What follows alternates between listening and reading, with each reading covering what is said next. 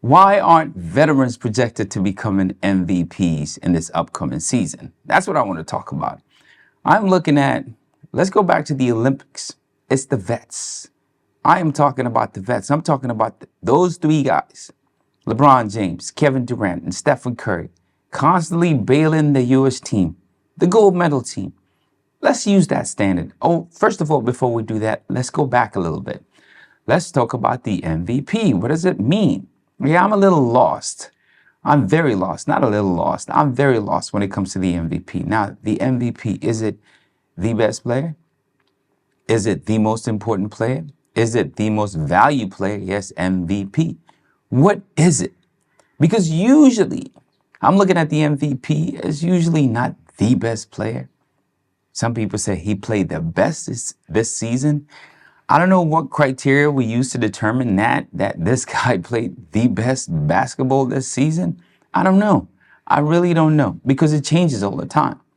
All right, is it the most valued player? It usually is not the most valued player.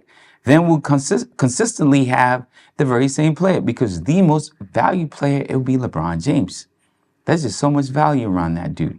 And he can't be LeBron James every season. Then it doesn't make sense. All right. Oh, is it the most important player in the league? Who is the most important player?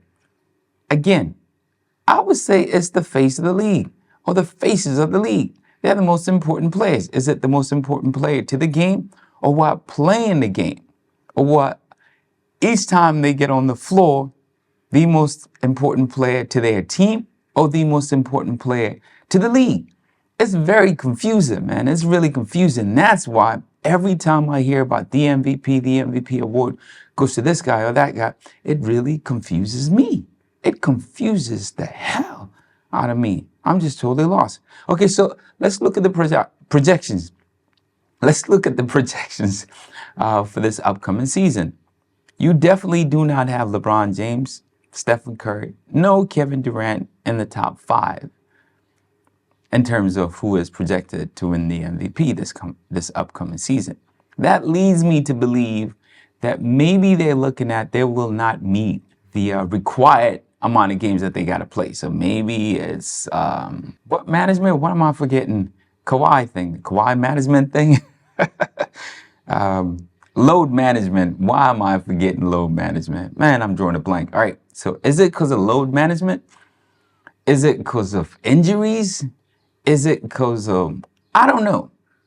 I don't know. Maybe they might just not have, enough great games in the regular season because they kind of saving their bodies for the postseason. Could that be the case?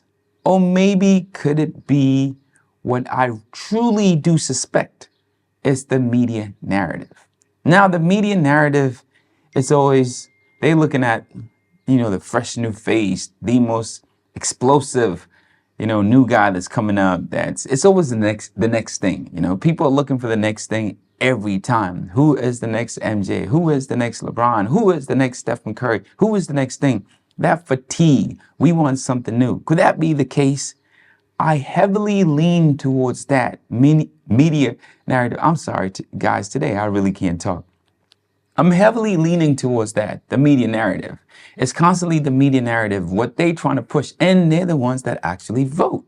So this really leads toward that side. And to me now, it just feels like the MVP means nothing. It means nothing. It's just a marketing gimmick, or it's just something for people like us to come in front of the camera and just to talk about it.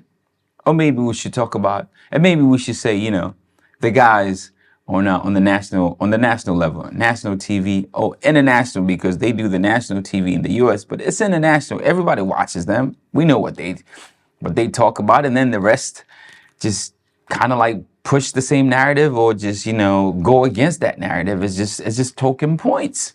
It's just token points, something to talk about. Because when you watch the games nowadays, it's just talk. It's never really play by play. It's a lot of stories, a lot of this and that and this.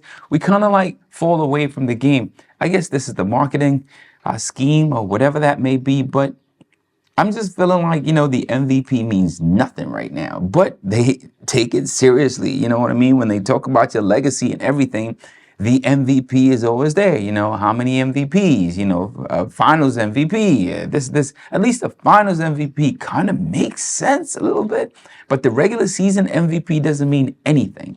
So when you have players winning the regular season MVP, and it's, you know, other players are measured against that, if they have like how many MVPs they have, does it really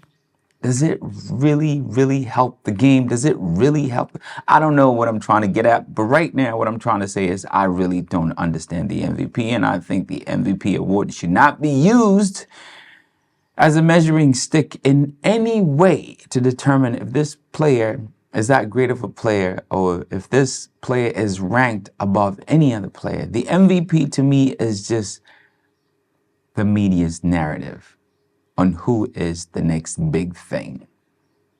This season, we think the biggest talk or the biggest story or the biggest whatever you want to call it was this person. So let's award this person the MVP. Kind of like when you play basketball and at times they talk about Defensive Player of the Year, the DPOY.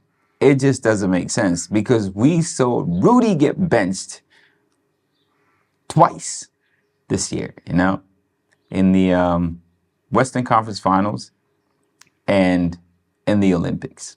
It just doesn't make sense. I guess they're just giving us stuff to talk about. Like here I am talking about the MVP. Maybe that's the reason.